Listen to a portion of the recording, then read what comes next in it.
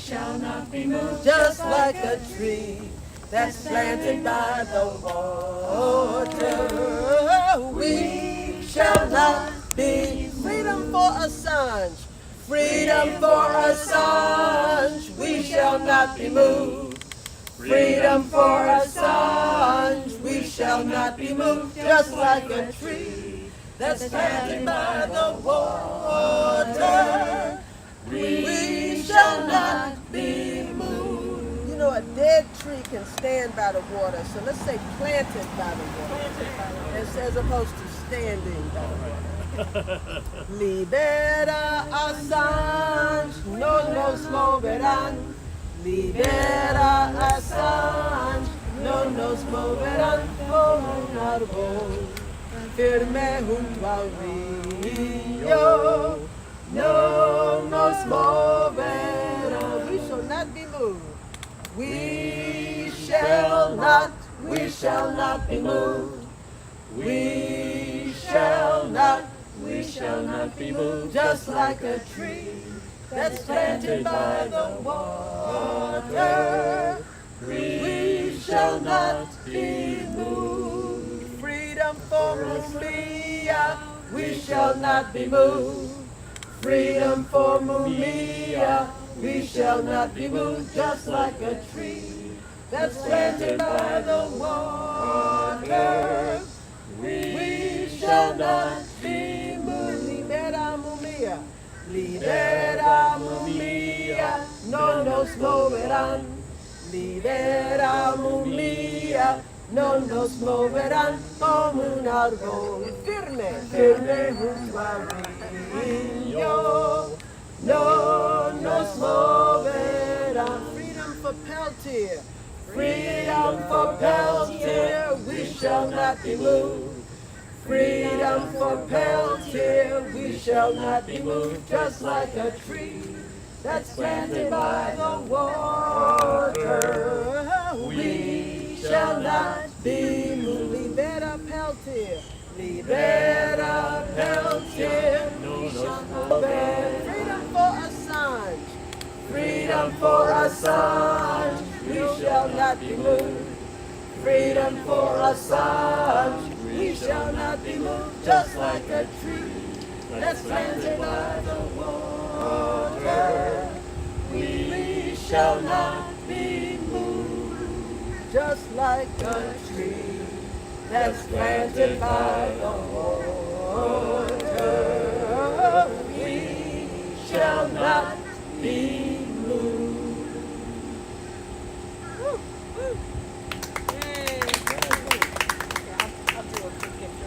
I just want to thank everybody for coming out. I want to thank the press that's here and all our comrades. We have a specially decorated fence today with all of our banners in English and Spanish. I want to thank everyone who's brought the banners and held them over these many months. Paula Assange started this vigil 2 years ago, about 2 years ago. And there she is with a cutout of Julian. Chris Borg in Milwaukee. Chris Borg in Milwaukee. And you can take a picture with Julian. Oh, yes. So we just want to thank everyone, and just to say on the status of the case, we're actually getting very close to where we could have Julian here in our area soon, because they're getting to the last appeal. They got maybe one more court date, but you know, things can happen. He could be extradited really any day. And he'll be in the Alexandria Detention Facility, which is where Chelsea Manning was for 6 months, refusing to testify to a grand jury about Julian. You know, we've been down there for Daniel Hale's sentencing and other things, so we'll be there if he's there, of course. There'll probably be an Occupy going on. So the case is really getting critical, and we've been out in front of Merrick Garland's house now, and he just left here about a half an hour ago. He pulled into got his vans and left for a trip, but he saw us, and they are aware that we're here. We get dirty looks from his wife and daughter on a regular basis. But, you know, they know we're here, and if there is an extradition, we'll respond. Oh, and the other thing is we might move our vigil from this residential area down to the White House, because there's a lot of tourists there, there's a lot of international media there, so maybe we can get some coverage there. So that's what I have to share, and who'd like to go next? Thanks for everybody for coming. Thank you. Thank you. Dom Filanowski from Philadelphia area. Just want to say he's been in Belmarsh for like 4 years, since 2019, and it's he has no writs of habeas corpus. There's freedom worldwide depends on Julian Assange. So free Julian, and let's get it where he doesn't get extradited. Let's still fight that until the very end, and yeah, that's it. Just and then if the inevitable does happen when he is extradited, then we keep fighting it here. Yay. I'm Brian, live in DC, and we've been having this vigil now for over a year, and I just think it's really important to come out on this particular vigil. A lot of it's just so that kind of those in power know that the public's out here, we know, and we want Julian to be free, and also to spread that news also just to the general public as well, because even though a lot of us know about it still in the United States, a lot of people are just kind of blind to it, and they don't know. So it's kind of a twofold strategy of informing the public and also letting those with the power to free him know that the public knows and that he's free.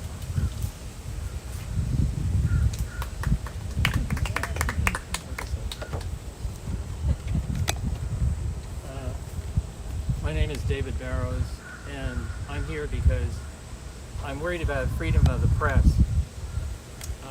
The fact that they have intimidated people from printing stories, and they're acting to put Julian Assange in prison for reporting government crimes sends a very bad message to our newspapers that are already too hesitant to tell American people what's going on about a lot of things.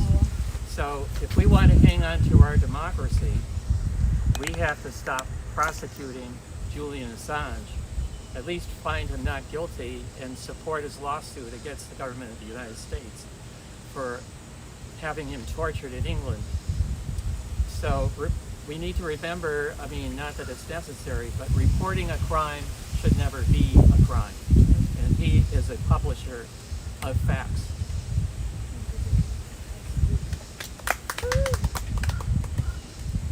I'm Martha Allen. I'm the director of the Women's Institute for Freedom of the Press. We've celebrated 50 years of working toward media democracy. I think the Julian Assange case is extremely important. We need media democracy, freedom of the press for the individual, not just the 5 corporations that pretty much run everything.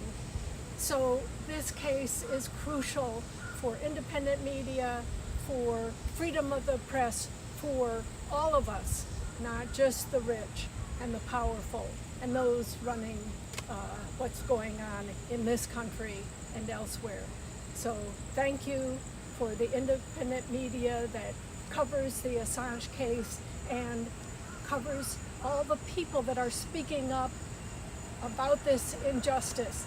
The fact that somebody who published, who provided truthful information could be in jail for over 4 years, and before then have to try and avoid extradition to the United States, 6 years in an embassy. So 10 years without seeing the sun.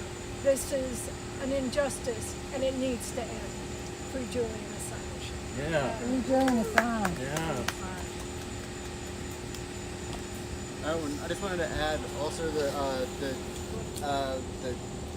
what is it? WGAD, Working group of arbitrary. the Working Group on Arbitrary Detention. Paper was it 2015-54, I believe, /54. They said that he's been arbitrarily detained since 2010 or so, since he was in the embassy. From I believe that was 2010 that he was in there. So for over a decade, he's been arbitrarily detained, according to United Nations. the UN. Yeah. That was the United Nations. They called for his release and also with compensation. And they reiterated that statement in 2018. And I think those are the red flags of this case. All these organizations, watchdogs of the government, have come forward calling for his release to stop this prosecution. And our government just ignores it, ignores the United Nations, it ignores Special Rapporteur on torture. Every press freedom organization, every civil liberties, every human rights organization has called for his release, and it's all ignored. Letters have, dozens and dozens, hundreds of letters have been written to Merrick Garland, and they're all ignored because they're above the law. They don't have to listen to the people, or they don't have to listen to the truth on this case. Absolutely.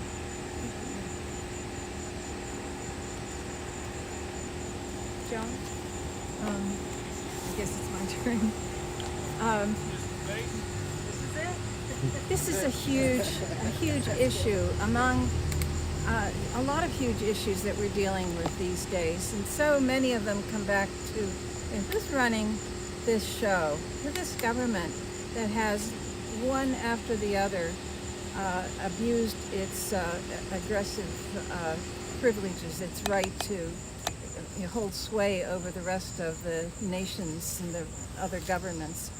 Their use of sanctions and CIA bullying and coups and one after the other. And here we are without Julian Assange, who would be reporting this. We would be seeing probably detailed paperwork. And a lot of people are trying to fill in the gap that we feel that Julian not here. And I'm just imagining, I assume he knows a whole lot of what's going on. He's probably very frustrated with what the trend is of the media now, that they should be reporting Julian's situation. They should be reporting with greater depth. I mean, this big push towards war with China. There's so many things that are happening now that I so wish we had Julian's voice here, and imagining his frustration. Super angry about what this country is doing to Julian and so many other whistleblowers. This is just hard to be somewhat of a bystander. I mean, I'm not a journalist, so I appreciate the opportunity to express my anger. This is not fair for this country to be bullying the world. Is there anyone here who would want to talk about the history of this vigil? Like, this is the most recent of many times being out here, right? Does anyone want to? Paula. I will talk. Okay. I tend to be very uncomfortable on camera. I'm usually taking video. I'm Paula Isella. I'm one of the organizers in Boston, and I helped DC organize for Assange. Actually, 2 years ago in July, 2021 was a big year because Judge Barrister announced that there'd be no extradition, but then at the end of the year, it was ruled that that extradition was cleared. And so the hearing in 2021 was October. So a number of people, you could feel it on Twitter, people were saying, somebody should go in front of Merrick Garland's house. And I said, well, maybe that somebody is you. And it made me angry, like it's always somebody else. And if there really is, if it's not me, who? So the day after, Chris Borg from Milwaukee said, I'm going down and doing a vigil in front of Merrick Garland's house. I'm playing Pink Floyd because I love Roger Waters. I love what he stands for. I love his music. I love his activism in Palestine, everything, supporting Donziger, supporting Assange.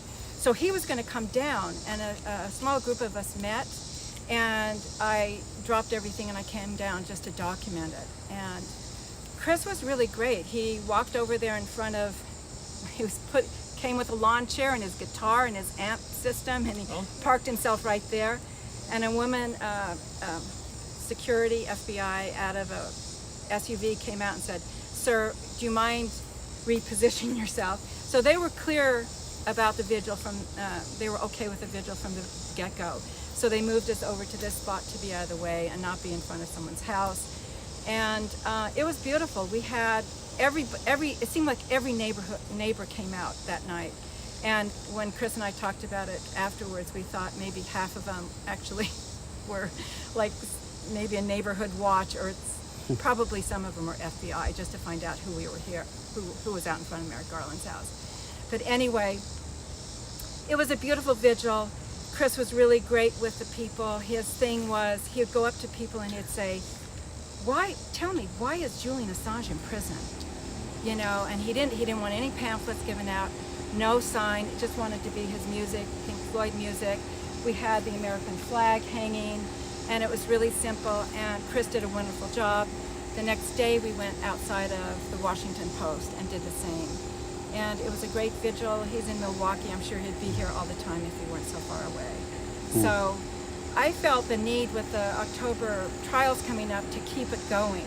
So anytime I was down here for End the Damn Wars and that, and Assange actions at the DOJ, I parked myself here, and it was kind of scary the first time, but it was a test. I stayed here until like 10 o'clock at night one night, deciding what my vigil was going to be. Should I vigil throughout the whole night?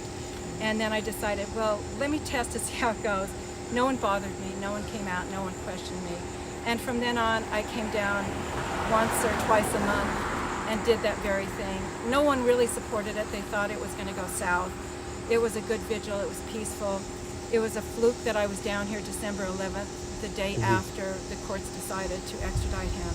And that was a fluke, and I'm glad I was down here with my signs. And I had friends from Denver, Kendra Christian came out, and Daniel DeCedar came to help me out get through the cold months. And then Joan showed up one day with wearing her Code Pink stuff, and from then on, DC activists took it over. It's not like their plates aren't already full.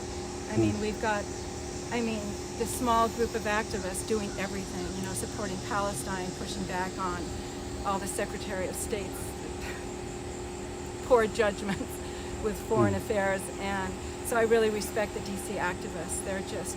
They've been amazing. And Martha, and she's been a stalwart with Brian. Rain or shine, that's why the umbrellas, Joan's umbrellas are here, because rain or shine, they showed up twice a month. So, but each time, Paula would write a letter that was directed towards Merrick Garland, and she would summarize what had been going on during the week and letting Merrick Garland know that there are loads and loads of people out there and around the world who are desperate to get Assange released and freedom of the press rights maintained and protected. And so Paula organizing us over the phone, and here we go. just want to show what's going by there. I love chains. You were saying. Yeah, he has been such a stalwart. Randy Credico paying for this most of the time, but we're thrilled to have these signs touring around Washington, D.C. frequently. And, but to go back to Paula's actions, we would not have stayed together so tightly and so with such good information. It hadn't been for Paula's leadership, information, and keeping us organized and together. So, hooray for Paula. I wanted to quickly ask, I know that sometimes this has had very few people, but you've kind of kept doing it. Do you want to talk about kind of the value of showing up even when it's like relatively small numbers? If anybody would like to take that. One of my heroes is Randy Credico, and I latched onto him because I believe what he believes. There should never be one-offs. You have to keep repeating it. And that's what Martha and Brian and Joan and Ann did. They never knew how, and Lucy, they never knew how many people would show up, but it was always, I think Martha did one by herself, and that was all. There was always at least two. And she would bring other people, like the Golden Rule. Ed, what's Ed's last name? Ed, from the Golden Rule.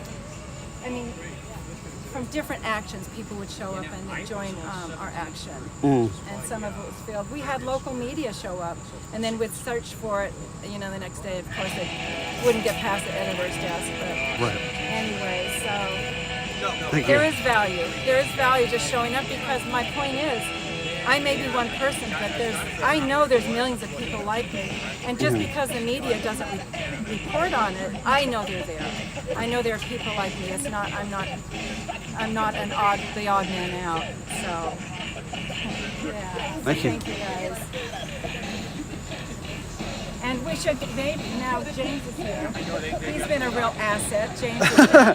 I interviewed him actually at the very last thing I was at, which was real Randy's thing. We spoke. Hey. He's been a real supporter. Now that there's a bunch of music playing, I know they're going to kill this live stream if I don't shut up. James, can you hit the music, please? Okay. So James has been with us. James was with us our very first action in 2020 at the White House because they had done billboard trucks with Chelsea and Julian, the famous one with both of the American flags right. and freedom of speech, unless it's war crimes. Dominic, nice to meet you. And so we've known James since 2020. He's Yeah. been, and how many billboards? 2019. Yes, 20. Well, no, that was with the first billboard truck, but 2020 was us. Different group, 2020 with you. Because I saw it online and I said, oh, that's a cool billboard, and you put me in touch with her. Yeah. So that was cool. So, James, how many billboards have you had? How many Assange billboards? It's countless. Not counting Randy's, because Randy's is With you guys, 4. probably. I've got pictures. I think it's close to a dozen. Yeah, I've got a different one on the other side. I don't know if you caught. Sure. Yeah. alongside I've the basically spoken to everybody here. I'd be happy to have you chat about your signs and your kind of activism. Do you want to show the live audience here the truck you brought? Sure. Yeah. No shameless plug here, but Go ahead. my business. I'm here on my time today. This is Censorship for Losers. This is a Julian Assange quote. I think it sells. It really reaches a lot of people. I get great response. It's kind of a basic, more blue collar appeal. Had really good results with this at Capitals games. Some of your more conservative outlets. Tons of thumbs up. Tons of love for this one. And it's his quote, and it's one I really like. It really resonates with me, hits me. What do we got on the other side there? Yeah, I got the little magnetic on the back. Don't forget that. That was I've got 2. I've got another one I'm going to give to somebody.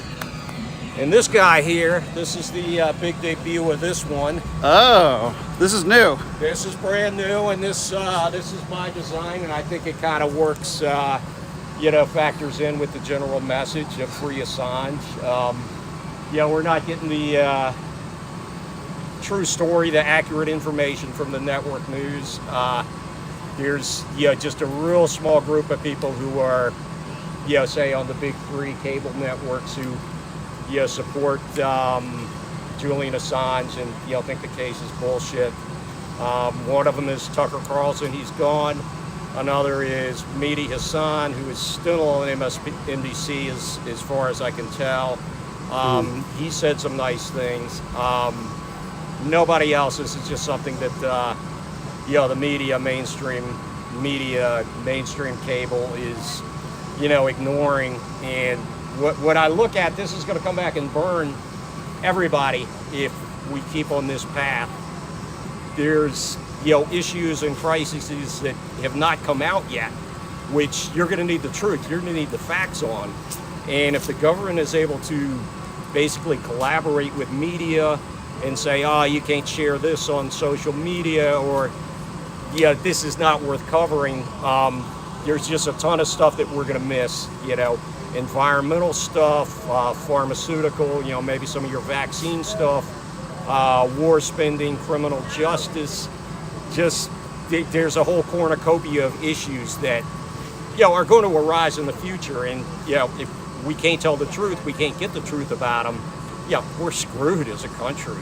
And that's what it all means to me. I'm here on my time today. I've done work, and I've met you probably 2019 doing this for various different groups, but I'm pretty close to the thing in Shirlington. I was going to come to that tonight, and then Paula said, well, hey, we're going to be up at Merrick Garland's, and hey, I'm in. And to get to Merrick Garland's, I have to go through DC. So yeah, I made some rounds around the mall, you know, hit the tourist crowd and stuff, get some eyeballs on this, and you know, good reception. I'm getting a lot of pictures taken, you know, getting a lot of thumbs up. You know, I used to count, are you getting fingers, or are you getting thumbs up, or, you know, are they throwing rocks, or are they throwing, you know, flowers and Does that ever candy? happen? Someone's throwing a rock at you? I've never had it. The one thing that's happened, I did a sign for McCain Palin back in, I guess it's 2008, and I was parked and I was watching a guy who's kind of running around the truck looking funny, and I thought, this guy's going to screw up the truck.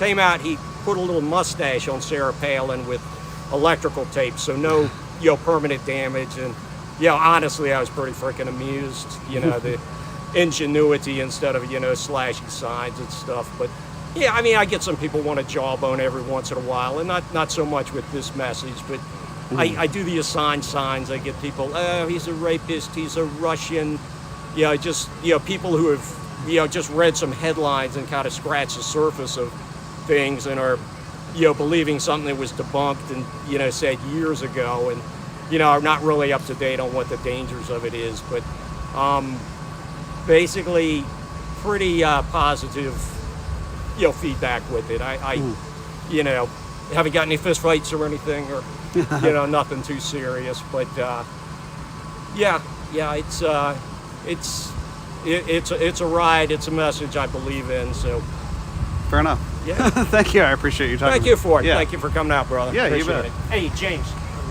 Landon. Nice to meet you, buddy. Oh, get out of here. Come on. Right. Okay. You're one of the good guys here, right? Yeah. Good. Is there a, where do you work?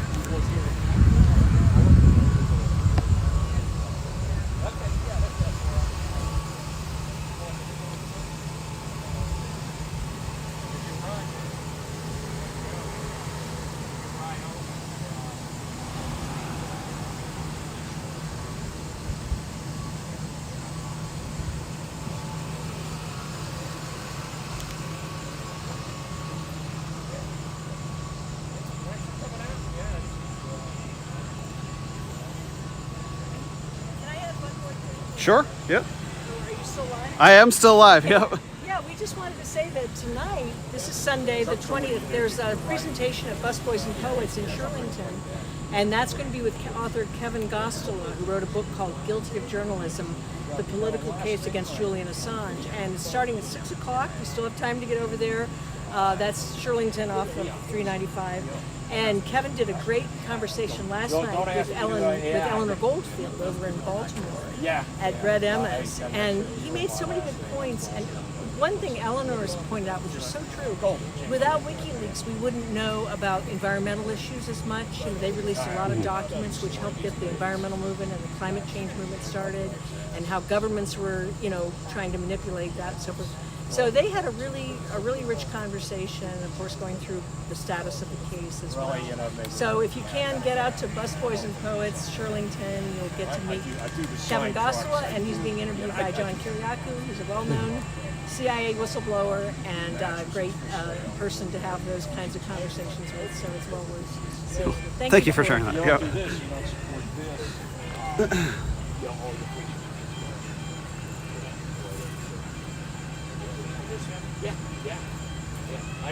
I'll really go to commercial speech and stuff.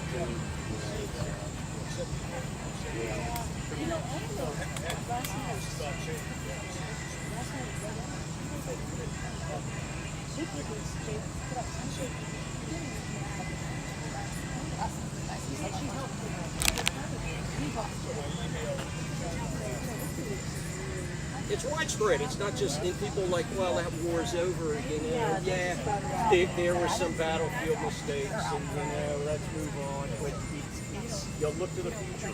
You know, something comes out about.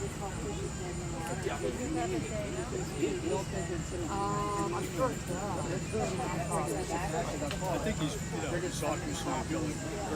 They apologize every few years. They apologize. They do, you know. Well, here's the church commission, and we're going to be better now and stuff. Okay, so to my folks kind of watching here, I've kind of basically spoke to, I think, pretty much everybody who's actually out here. So I think I'm going to cut the live stream here, but I think they're going to be here for just a bit more. So I'll certainly be out here recording, and I'll have a kind of highlight reel up later this afternoon. But just to highlight, this is outside of Attorney General Merrick Garland's house. This is actually an event that they do sometimes more than once a month, but my understanding was that today was expected to be a lot bigger than what it is typically, and it is. To be clear, sometimes there's as few as 1, 2, or 3 people out here sort of supporting Julian Assange, protesting against Attorney General Merrick Garland. Today, more like a dozen. So apparently this is sort of a large turnout for them. But so I just wanted to kind of record that because it's actually my first time covering this particular event. I've covered a lot of the sort of Assange movement, but not this particular vigil that they've been doing regularly. So just wanted to kind of get that onto the record, have a recording of one of these. So with that, thank you for watching. I will have some highlights up later today.